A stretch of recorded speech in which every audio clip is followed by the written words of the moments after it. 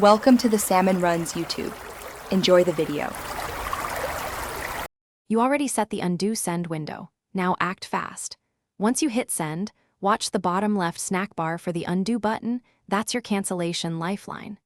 Click undo within the selected 5 to 30 second delay to retract the message before Gmail forwards it. Why this works? Gmail delays actual sending server-side for your chosen window, so undo simply stops that final transmission. Make sure your attention is on screen immediately after sending. Otherwise, the window closes and the message goes through. Once the undo button appears, click it decisively. Do not Alt-Tab or scroll away since the timer runs continuously. If you miss undo, don't panic. Open Sent, copy the message, then send a corrected follow-up with an apology and clear correction. This mitigates impact. Also, make sure to increase your undo send timeout in settings to a longer window when you have time. That reduces future mistakes. This sequence preserves control and limits damage when quick corrections are needed. After clicking undo, confirm the email was returned to draft. That shows the cancel succeeded.